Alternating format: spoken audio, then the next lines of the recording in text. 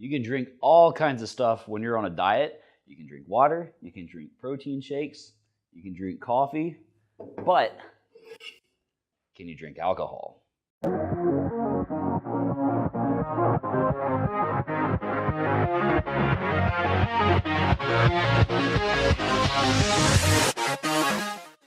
This video is actually going to be the start to a series that's going to detail a process of losing weight and losing body fat, and that process is actually my own heading into the summer.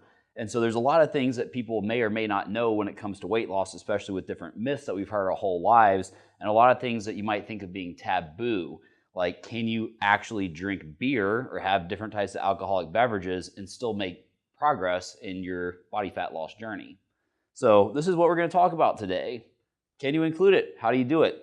Well, the thing about alcohol is a macronutrient like protein, fat, and carbs, except it doesn't really have too much additional nutritional value beyond the energy that it gives you. So alcohol, being a macro, has 7 calories per gram. If you're looking at something like a 1 ounce shot of rum, you're looking at around 98 calories. Most light beers will have around 100 for a 12-ounce bottle. And then you get to heavier stuff, like an IPA, for example. This is from Austin Beer Works Fire Eagle. It's good stuff, but it's got about around 200 calories per bottle. And so most IPAs or Pilsners and things like that, they will have higher calorie content. And the more that you drink them, the more likely you are to, well, get intoxicated. And if you're intoxicated, that often leads to the part where people just fall off the wagon. But what I don't want people to make the mistake of is thinking that having an alcoholic beverage just killed your progress. And it's an excuse to throw in the towel, because it's really not. You can totally make that fit into your targets for the week and still see really good results. And the issue is, since it's been demonized for so long, just like having a hamburger or a chocolate bar or any other kind of junk food, which, don't get me wrong, alcohol and beer kind of fits into that category. If you're looking at 80% of your stuff come from whole food, 20% coming from more fun foods. But don't let that serve as an excuse to just completely lose sight of your goal and fall off the wagon. So here's where it can get a little tricky.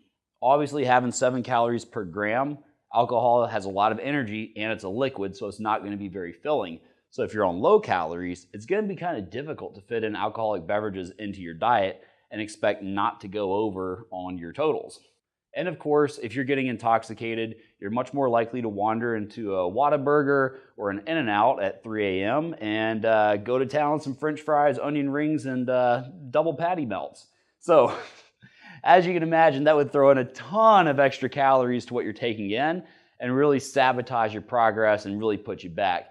But if you're cognizant and aware of the energetic value of an alcoholic beverage like a beer, like a cocktail, which whatever you happen to have, you can really plan a lot better and understand that it doesn't have these extra inherent evil qualities to it that are going to sabotage your progress. Of course, it does take a little bit of discipline. If you've had a few drinks and you're at a point where you kind of get the drunken munchies, you got to control yourself, because to lose weight, you need to be in a caloric deficit.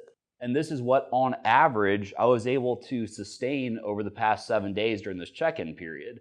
So in my first 7 days on fat loss, there were 3 nights separately when I went out and had drinks with friends. Nights where I was estimating some restaurant food that I was eating.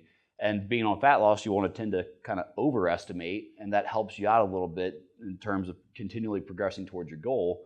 But as long as you're within those average ranges, you're going to be okay, because it's a 7-day period. And if you go a little bit over on one given day, that gives you time to use something like moving targets to bring it back down a little bit and put you back where you need to be. So my averages were right in range with where they needed, and I lost almost the exact amount of weight I was expected to lose.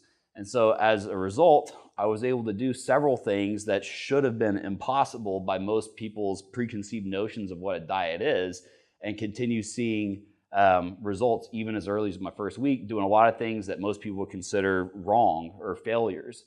So with that being said, we're going to do one of these videos every week, continue checking in on the progress, showing updates, and we'll talk about something that I learned or applied to this journey that'll help you on yours. So if you enjoyed this and learned a thing or two and want to follow the journey and see the process to really getting lean for the summer, go ahead and subscribe. We're going to be making more videos and giving you more useful tips and information these upcoming weeks. See ya.